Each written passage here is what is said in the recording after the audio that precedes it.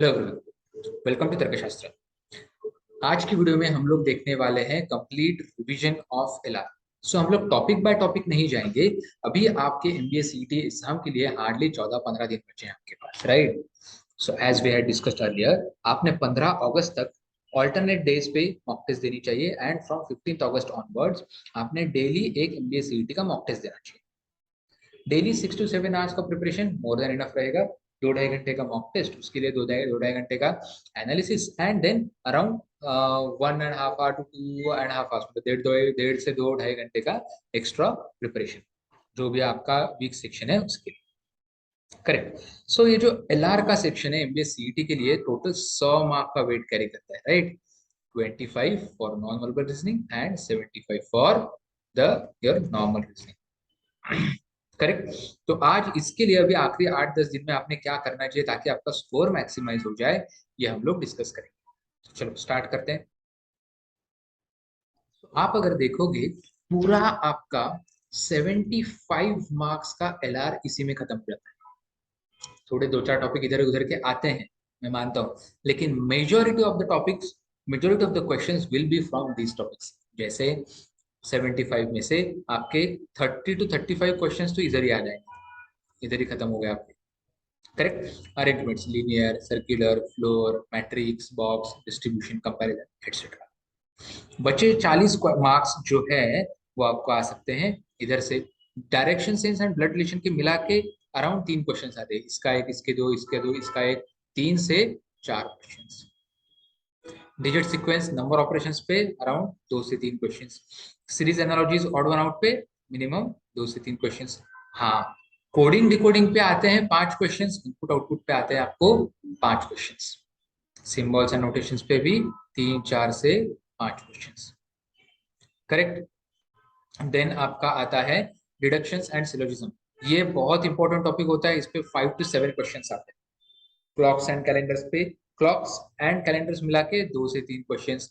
Cubes and डाइसिस मिला के around 2 से 3 क्वेश्चंस, थोड़ा 1 या 2 क्वेश्चंस आते हैं, राइट? वेन डायग्राम पे एक आध दूसरा क्वेश्चन आ सकता है, या फिर एक आधा सेट अगर आ गया तो आ सकता है। क्रिटिकल रीजनिंग बहुत इंपॉर्टेंट टॉपिक हो जाता है, इसके ऊपर 5 से 10 क्वेश्चन आते हैं। तो आपको स्कोर मैक्सिमाइजर किधर है?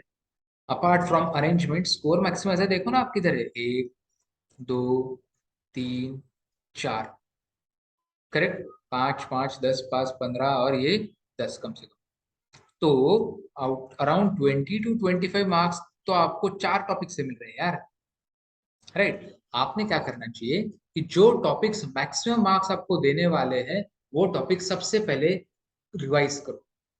Even while revising all the topics, जो topic maximum number of marks देने वाले हैं उसको रिवाइज करो।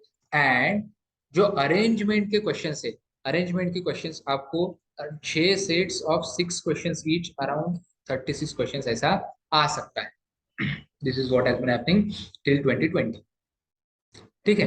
अभी इसके आगे क्या हो सकता है ये अपने को, अभी यहाँ से आगे क्या हो सकता है, this is not there is no clear picture available.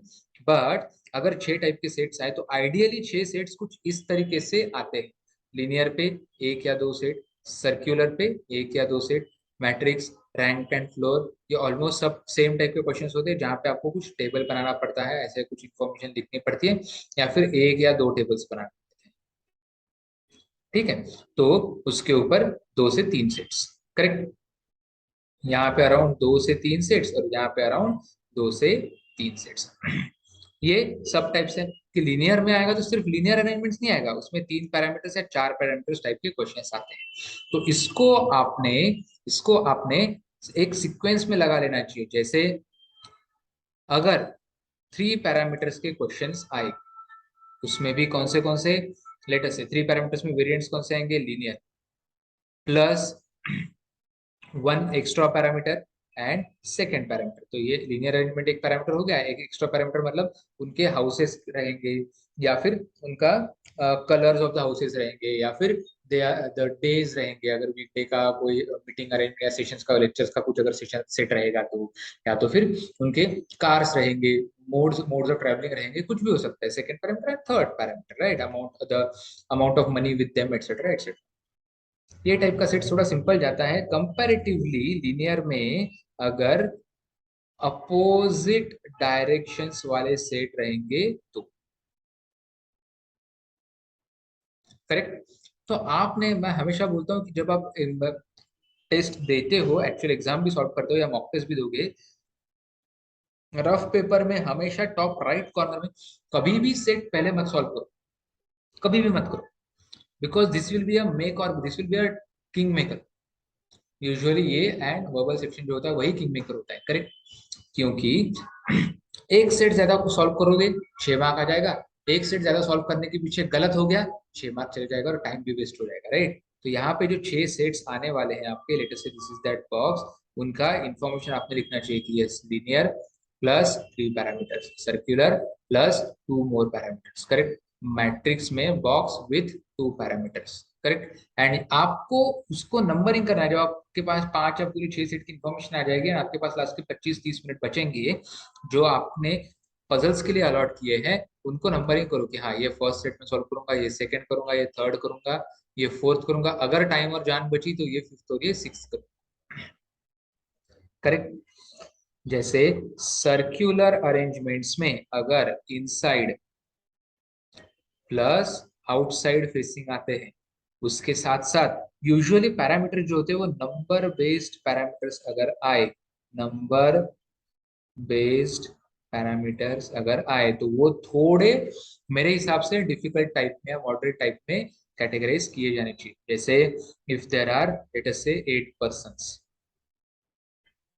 Then their ages will be given, तो खत्म हो गया, करेक्ट। उसके साथ साथ कुछ कलर्स अगर दिए हैं या फिर फ्रूट्स दिया है, कोई भी एक्स्ट्रा पैरामीटर दिया है, तो ये एजेस वाला जो पैरामीटर आता है ना वो थोड़ा डिफिकल्ट हो जाता है सॉल्व करने को, बिकॉज नंबर्स के साथ साथ आइडियली जो लोग नंबर्स के साथ अच्छे हैं उनको ये सेट बहुत इजी लगेगा, जो नहीं है उनको ये सेट डिफिकल्ट लगेगा। तो मैं मेजोरिटी के हिसाब से बोलता हूँ, ठीक है। तो आपने अपने स्ट्रेंथ्स एंड वीकनेसेस आइडेंटिफाई करने चाहिए, and then you should on daily basis, जब आप ऑल्टरनेट मार्क्स देते हो, जब भी डेली मार्क्स देते हो, तो ये आपका सेट्स फिक्स होना चाहिए कि ये 3 पैरामीटर्स वाला मैं सॉल्व करूंगा या नहीं करूंगा, एंड आफ्टर एवरी मॉक ये आपका रिवाइज होना चाहिए, और you should revisit this information on after every mock on daily basis. जैसे कि हाँ यार ये मैंने लीनियर प्लस 2 एक्स्ट्रा पैरामीटर्स वाला सेट सॉल्व करने का डिसाइड किया था, ये मेरा हो गया और मेरा 8 से 10 मिनट में हो भी गया, बढ़िया। मैंने डिसाइड किया था कि circular and inside plus outside facing वाला मैं नहीं करूंगा, लेकिन मैंने इसके ऊपर 6 मिनट स्पेंड किया, सो ये मेरा गलत होगा, करेक्ट। इसको बोलते हैं एनालिसिस। जो आपका डेटा सेट आपने बनाया है, जो आपका स्ट्रेंथ एंड वीकनेस स्वॉट एनालिसिस आपने बनाया है, उसको आप कितना अच्छे तरीके से रिविजिट करते हो, रीयूज करते हो, उसी का तो नाम होता है एनालिसिस, करेक्ट। उसी का नाम होता है वहां पर एनालिसिस। और यही आपको आपका स्कोर 20-25 मार्क्स से इंप्रूव करा के देगा। और एक पॉइंट, कभी भी 200 में से एक भी क्वेश्चन अनअटेम्प्टेड मत छोड़ना। Attempt all 199 200 questions in every mock starting today, ठीक है। तुक्का मारना है, मारो, जो भी होगा होगा। जो स्कोर आएगा दैट विल, जो 4-5 मॉक में कंटिन्यू स्कोर आएगा, that is the range off score which you can expect in actual MBA CET exam, ठीक है। इसके अलावा अगर आपको कोई डाउट है तो feel free to reach out to us. Thank you.